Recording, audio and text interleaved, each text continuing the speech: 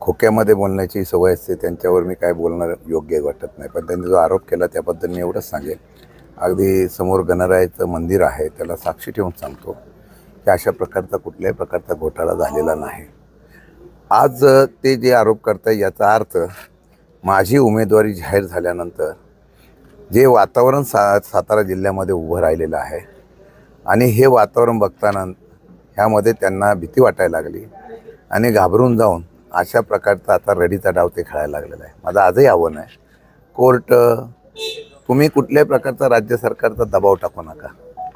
मागच्या वेळेसुद्धा अशी एकच केस माझ्यावर बोगस टाकण्याचा प्रयत्न केला आणि ती बोगस केस टाकण्यात त्याच प्रकारची कारवाई करण्यासाठी कोणी कोणाला फोन केले, किती अधिकाऱ्यांवर कशा प्रकारचा दबाव आणला, पणनला कोणी ऑर्डर काढायला लावली, सुट्टीचा दिवस असताना सुद्धा तिथे कोण गेलं होतं, सगळे पुरावे माझ्याकडे आहे.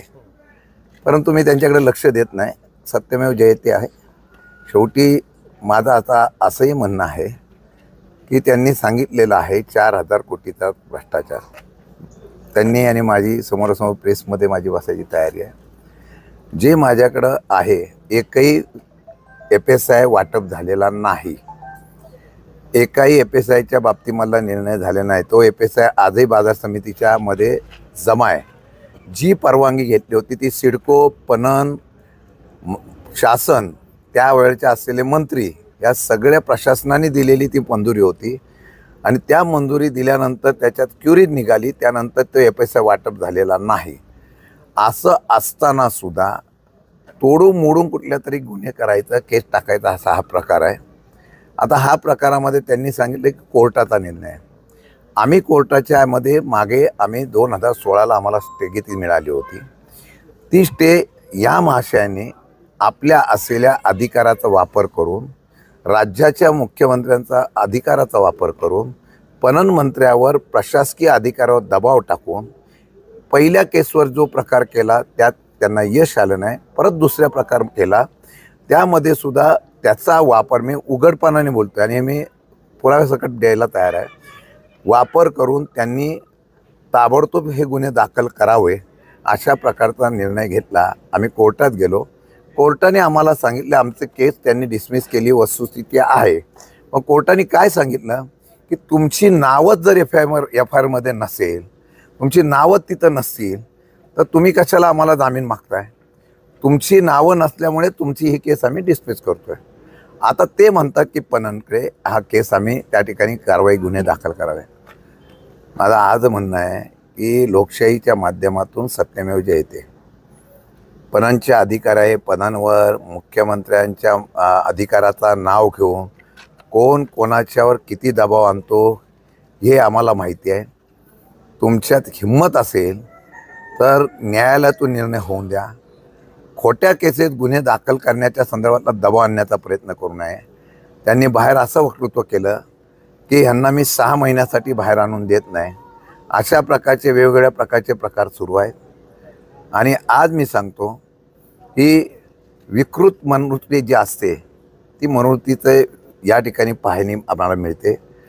कधीही पत्रकारांना मी आज सांगतो, सगळे पुरावे द्यायला मी तयार आहे. 4,000 कोटी बाजार समितीचंच उत्पन्न नाही आणि व्यापाऱ्यांचा FSI व्यापाऱ्यांनाच वरती असलेल्या माळ्यावर मिळावा आणि तो फुकट मिळावा अशा प्रकारची मागणी त्यावेळेला झालेली होती. त्यावेळेला राज्य सरकारकडे त्यांनी शिष्टमंडळ घेऊन गेलं होतं आणि त्यांनी त्या प्रकारे मागणी पण केलेली आहे. असो, त्यांनी तशा प्रकारचा प्रयत्न करणं म्हणजे त्यांच्या पायाखालची वाळू घसरलेली आहे. माझं आजही आव्हान आहे त्यांना, हिंमत असेल तर लोकशाहीच्या दालनात जा.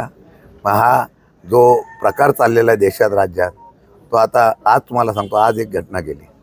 काल आमच्या एका कार्यकर्त्यांनी आता त्या ठिकाणी भाषण केलं की आज त्यांना पोलीस स्टेशनच्या मध्ये गुन्हा दाखल होतो. कसली लोकशाही आहे.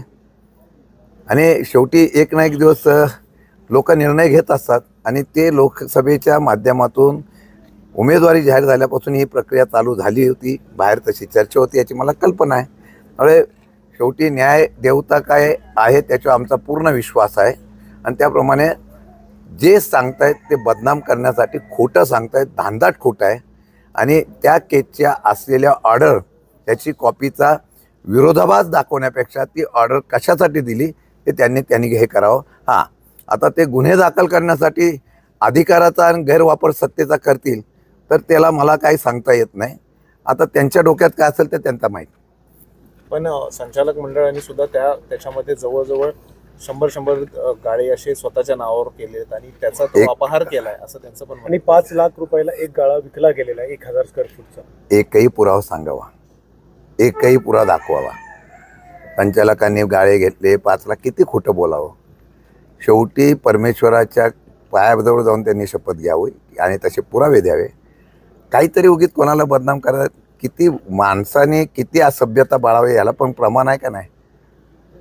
आणि आपण काय करताय, 100 कोटीची टेंडर काढतायत, 50 कोटीचं टेंडर लोकांना अधिकाऱ्यांना घेऊन टेंडर वरती वारेमाप वापरलं जातं आणि जनतेचा पैसा 20% आणि 30% 40% अभावनी काढले जातात, 20% कमिशन घेतलं जातं. कोरेगावला सगळ्यांना माहिती आहे. ते ज्यांनी भ्रष्टाचार करायचा फक्त काय आहे, आम्ही आवाज पुरासकट दिलं तर ऐकणारे कोण नाहीत, वरती ऐकणारा कोण नाही.